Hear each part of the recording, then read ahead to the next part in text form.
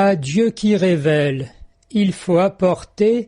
l'obéissance de la foi. Au numéro 5 de la Constitution dogmatique Dei Verbum, le Concile Vatican II, en citant largement Vatican I, explique: à Dieu qui révèle, il faut apporter l'obéissance de la foi, par laquelle l'homme s'en remet tout entier, librement, à Dieu,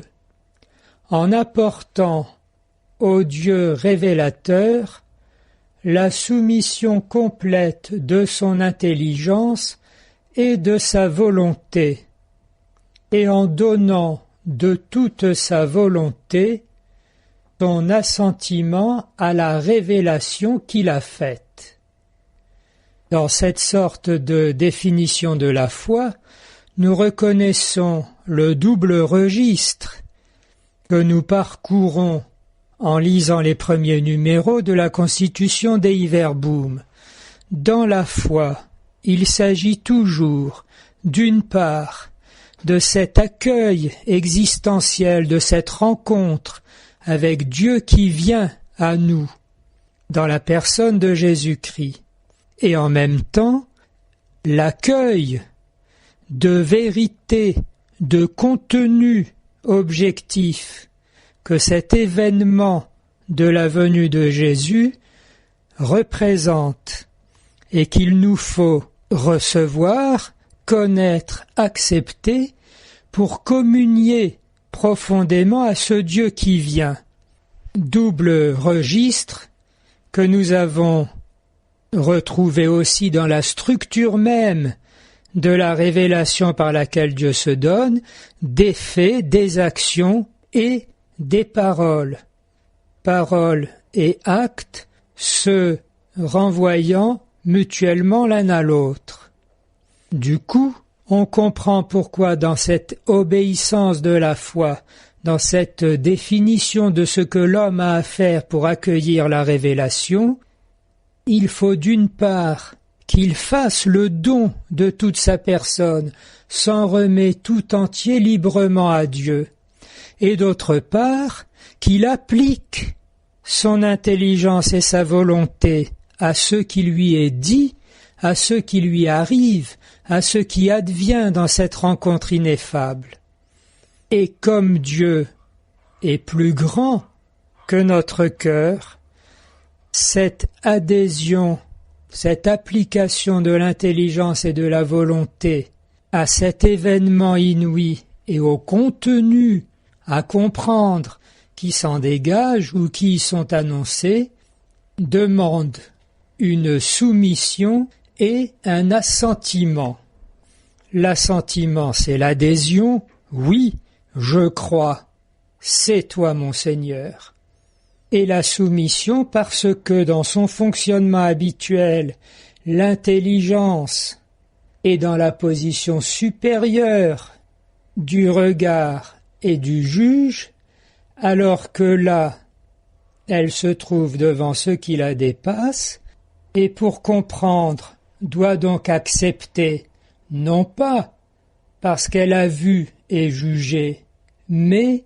parce qu'elle entend, parce qu'elle fait confiance à celui qui parle et qui donne. D'où l'intervention nécessaire de la volonté qui va plier l'intelligence. Je veux croire parce que j'ai compris que c'est mon Dieu. Surtout que, si naturellement ce mouvement n'est pas spontané, il est en plus compliqué par le péché, qui peut en plus crisper l'intelligence par l'orgueil. C'est pourquoi le texte continue, pour apporter cette foi, l'homme a besoin de la grâce de Dieu, qui fait les premières avances et qui l'aide, et du secours intérieur de l'Esprit Saint pour toucher son cœur et le tourner vers Dieu, pour ouvrir les yeux de son âme et donner à tous la joie profonde de consentir et de croire à la vérité. On comprend en lisant cette phrase dans quel sens on dit que la foi est un don de Dieu,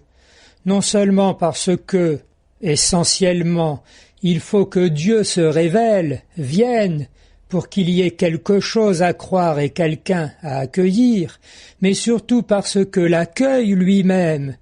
l'adhésion même de la foi, ne nous est pas possible, ni naturellement, ni à cause de notre péché, que si Dieu vient susciter cette confiance et vient dissiper notre orgueil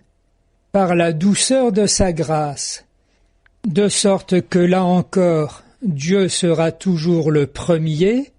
non seulement parce que c'est lui qui a l'initiative de se révéler, mais encore parce que il viendra d'abord toucher notre cœur et éveiller